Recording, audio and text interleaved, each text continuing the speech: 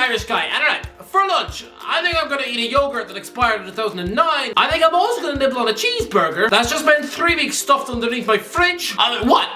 What, are you going to complain? Are you going to tell me that that's unhealthier than brushing my teeth with a dead mouse? No, I'm sorry. You're not allowed to say that. Because apparently it's also not socially acceptable to call out Wout Weghorst move to Manchester United. And I have no idea why. Right now, Twitter is filled with people defending this signing. That Weghorst is actually clever, cheap business from Ten Hag. And I think it's solely because it's because of Ten Hag. I mean, if you're signing a Burnley reject and Ole Gunnar Solskjaer's watch, you would be hyperventilating more than Chicken Little on a plane. I mean, right now, the ginger one of Football Daily is reacting to this news like this. Surely not! 6'6" Wout at the theatre? I am screaming! He sounds like a 10-year-old girl who's just been given tickets to see Taylor Swift. Don't think I've ever wanted a transfer to happen as much as this. Never wanted a transfer to happen as much as this. A Burnley flop. Am I missing something here? I've loved WW since like 2017. This is a personal one more than it is an ideal one. One of my fave players. But why? What is it about Weghorst you love so much? I mean, is it the fact he's taller than Pennywise the Clown and probably can't even fit on a normal sized bus? Do you love the fact that he looks like an anorexic version of the Mountain of Game of Thrones? Weghorst, honestly, he looks like some mutant who belongs to the cast of X-Men First Class. I mean, the name Weghorst sounds like a German version of chickenpox for dogs. Honestly, this guy is not box office. The last two coaches to sign this man is the former manager of Barnsley, who last year lost his job to Steve Bruce. Oh yeah, and a middle-aged man called Sean. Weghorst has not exactly been swimming in the poshest of circles. I mean, Weghorst has never been signed by a truly top manager ever in his life. I mean, the Manchester United fans used to chat about Peter Crouch when he was at Liverpool for being a freak who was too tall. Yeah, Weghorst is 1 inch smaller. I mean, put him in the same room as Lisandro Martinez and it'll be like Bilbo giving Gandalf the ring. Yeah, I mean, Sean Dyche signed Weghorst, right? Yeah. He also signed Peter Crouch too. Yeah, clearly he's got a thing for centre forwards who probably bang their head off the clouds. Listen, he might be useful to chuck in the box for a corner kick in the last minute. But why is everyone so enthused? I don't get it, because last summer, the club were sniffing on Marko Arnautovic, and the fans reacted to this news as if Ten Hag had suggested that each season ticket holder should now chew off their mum's feet. I mean, reading this transfer link, Gary Neville probably spat out his orange juice. Weghorst has 8 goals in 16 matches this season in the Turkish Super League. Arnautovic has 8 goals in 16 matches, an identical record, but in the Italian Serie A. Do you still think he's about as much use as a 3-legged fox? But I get the suspicion around Arnautovic, because I mean, he had since given up on his footballing ambition by moving to China. Weghorst has pretty much done the same thing. Burnley bought him for £20 million in January to replace Chris Wood, someone who over the last year has largely looked like Pinocchio in front of goal.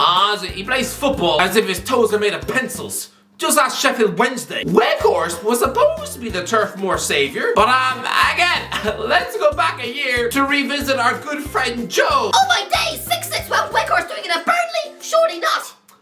Yes, Joey T. Surely not. Because he scored twice in 20 games before stating he was too good for the championship. And so packed his bags for Turkey on loan. Let me ask you, when was the last time a footballer went to Turkey and returned refreshed? No, I mean, it's not like a cleansing shower in rehab. No. It's like taking a bath in mud. Going to Turkey is giving up. I mean, to be fair, so is sending a turkey to Eurovision. Take it from me! But name me just one more footballer inside the last 20 years who left the Turkish Super League for the Premier League as a better player to the one that left. There's been one success story. Nicolas Anelka quitting Fenerbahce for Bolton in 2006. Although why he was playing in Turkey in his mid-20s, that makes about as much sense as eating spaghetti on Space Mountain. Buying a player who's already dipped their toes into Turkish football is a bit like offering a contract to someone who just played in Soccer Aid. Which one do you want? The fat Patrice Evra munching on hamburgers in the dugout, or the blonde fella of One Direction? I mean, what about the chubby Robbie Keane, who probably stinks of vodka and steak? Don't get me wrong, Besiktas has had some big name centre forwards on their books recently. Alvaro Negredo, Demba Ba. Yeah, their next moves were to Al Nassr and Shanghai Shenhua. The Turkish league is semi-retirement. Don't believe the numbers. I mean, Crystal Palace flop Alexander Sorloth won the Golden Boot 3 years ago and was linked with Real Madrid. I'm sorry? Reading into Turkish league stats is like choosing to make life decisions based on what a magic 8-ball says. No, don't just leave your wife because of a bad fortune cookie. I mean, Milan Baros won the Golden Boot in this league just months after failing to get into the Portsmouth team. And by Diagne won the Golden Boot before he went on to fail at West Brom. I mean, apparently the Dutch name Weghorst means workhorse. No, try cart horse. Weghorst might have been a useful buy for Man United 2 years ago, when you stupidly brought in Odion Igalo instead. Again, a fella who'd also given up by moving to the Chinese Super League. I mean, him moving to Old Trafford. You'd swear he'd won his contract in a packet of crisps. Buy Weghorst then. I mean, he was 27 then. But not now. Weghorst isn't really replacing Ronaldo like the papers say. No, he's replacing Edinson Cavani. I mean, from Cavani, a supreme elite name in European football, to Weghorst, let's put it this way, even at 35, if you dared ask Cavani to lower himself to becoming a Burnley player, there'd be more chance of convincing him to eat a bowl of his own hair. I mean, yeah, he might look like Tarzan, who uses leaves as toilet paper, but no, he's too clever to join a team with Ashley Barnes. Listen, I'm not saying that Weghorst is useless. No, I mean, to me, the Premier League move to always make was he should have signed for Wolves. As soon as Raul Jimenez bagged his head, that was the moment for Nuno Santo to swoop in with a £25 million bid. He might have done well at Wolves because yes, he can score goals, and he's already played for a club named after a wolf before. But this isn't Manchester United buying Weghorst.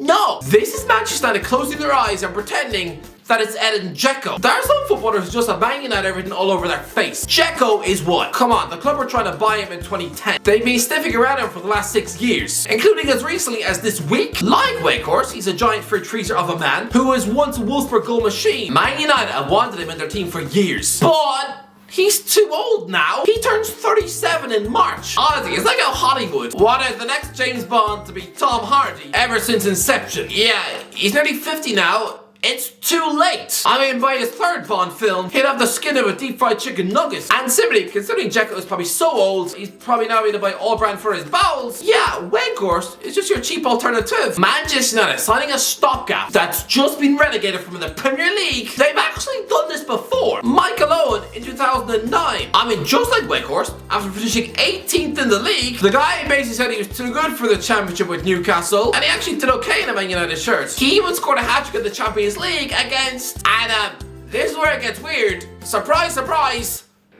It was Wolfsburg. You know, Weghorst's former club who back then had Dzeko up front. And I mean, his Newcastle strike partner at the time was Obafemi Martins. He left Newcastle that summer too, signing for Wolfsburg. Who was the manager? Yeah, Steve McClaren, Eric Ten Hag's current number 2. And weirdly, you know the team who took Newcastle's place in the Premier League that summer, back in 2009? Burnley. And Owen, just like Weghorst, he was just some cheap Glazer signing to replace the goals of Cristiano Ronaldo. Yeah, so many coincidences here. You'd swear this was season 3 of Lost. But Owen, he worked. It was a decent deal. But it's only because at the time, Manchester United had the likes of Wayne Rooney and Dimitar Berbatov to cover him up. Back then, Owen was a finished Barbie doll, having to turn down deals at Hull. But he was also so far down the Man United pecking order that nobody really cared. But Weghorst, he's what? Second choice centre forward? Just no! Owen, fitting into the background of a successful Sir Alex Ferguson team. Yeah, I mean, it's like putting an oozing, ugly wart on Justin Bieber's face. Yeah, nobody's really gonna care, but like Weghorst, put that same horrible spot onto the nose of Lewis Capaldi, and soon women are gonna be getting sick in the street. I have seen Manchester United fans get excited about stopgaps before. Fine, no problem. Because when a Champions League winning legend like Henrik Larsson joined the club in 2006, even Wayne Rooney was probably asking for an autograph. I mean, even 2014, even I was blown away by you lot signing Radamel Falcao on loan. I mean, the previous year, he was number 1 on a Real Madrid shopping list. Even I immediately stuck him into my fantasy league team. And then for some reason, he just seemed allergic to the Premier League. He was about as dangerous in front of goal as a banana milkshake. Still not sure what happened there. I mean, was his knee still too sore? Did he feel like a deflated Beanie Baby? A world-class South American failing at Man United and then Chelsea? He was just a modern day Varane. But another stopgap was Zlatan Ibrahimovic. Yeah, I mean, I understand getting thrilled about getting players like that. But Burnley flops? Do you not understand? You are literally having to ask Burnley, a championship team with Jay Rodriguez up front, if you can borrow one of their unwanted toys. It makes no sense. It's like a spoiled Richie Rich asking if he can eat the food that Oliver Twist doesn't want. Listen, on one hand, I am intrigued to see what Weghorst can do, because look at another former Wolfsburg goal machine, Bas Dost. Yeah, the guy left the Bundesliga in 2016 and then scored 93 goals in 127 games for Sporting Lisbon. That was frightening. But he never moved to England, so we still don't know. Was Bas Dost one of the most underrated elite finishers in Europe, or was he just a soured muffin scoring in the easy leagues? I mean, he was also an elite goal machine for Heerenveen. In the 11-12 season, 38 goals in 39 matches in the Eredivisie. And like Weghorst, he also came through with Heracles Emelo in Holland. He is someone I would have loved to have seen in the Premier League, because this division, it's done those centre forwards dirty. Another Heerenveen goal machine was Klaus-Jan Huntelaar, who was basically Weghorst on steroids. He was the Ajax goal machine directly before Luis Suarez came through. 105 goals in 136 matches. Sure, he slowed down a bit at Real Madrid and AC Milan,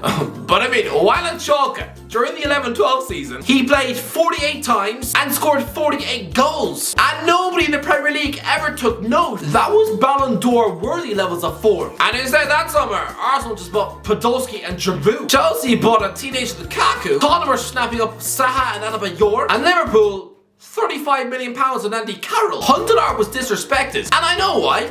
Just like Bas Dost, he was a goal machine at Heerenveen. So is Alfonso Alves. 48 goals in 50 matches. And the Brazilian moved to Middlesbrough for a lot of money. He failed under Gareth Southgate and gets relegated before spending the rest of his promising career in Qatar. He ruined Heerenveen for everyone. I genuinely believe that is why nobody in England took a chance on Huntelaar, because they were terrified of getting burnt. But Ozzy, instead of buying Carroll, Liverpool should have just had an all-Ajax partnership of Suarez and Huntelaar. Yes, he was scruffy, gangly, and Ozzy, he looked like if instead of casting Hugh Jackman as Wolverine, you'd gone out there and hired the man who plays Gollum. But still, the Premier League did him dirty. So maybe Weghorst is flying the flag for all those Eredivisie/Bundesliga goal poachers who were left to just have their picnics in the rain. Honestly, Huntelaar's custom creams must now just look like mouldy sand. These guys were the unwanted puppies at the pound. Not cool enough for a switch to the Premier League, but at the same time, Weghorst is finished. He has been infected by the lazy Turkish sun. Weghorst, in his 20s, before his Burnley misery, might have been a useful addition, but not now. Definitely not now. He's going to be about as much use as an ice cream dipped in mud. Charlie McNeil has over 600 goals at youth level. He's got himself a £1 million sponsorship deal with Adidas. He's been in the Man City Academy. He's 19 years old. Give him a go. I mean, for Man City, he scored 110 goals in 72 games. Oh yeah, and chipped in with 38 assists. I mean, he's not even related to Dwight. You know that lame flower pot who Weghorst had to spend last spring begging for a cross? No, Charlie. Yes, he might have a name about as ordinary and boring as a gingerbread man, but he's an elite youngster who Juventus tried to buy. So refusing to give him games and just signing a Burnley striker instead, it would be like Louis van Gaal refusing to give Marcus Rashford a chance to instead just go and buy Danny Ings, or if Sir Alex Ferguson had chucked Danny Welbeck into a cupboard to instead get Charlie Austin from Turf Moor. I mean, it's like when Chelsea had a young Tammy Abraham on their books, and yet loaned in Gonzalo Higuain instead. Weghorst is also about 5 minutes away from a move to the MLS. So honestly, give McNeil a chance. Wout Weghorst? What is he gonna do? I mean, that's one thing. Let me know in the comment section below. What do you think, right? Let me know in the comments. Is Weghorst a good signing for the club? Let me know. If you enjoyed the video, don't forget to like, share, guys. As always, I'll talk to you in a while.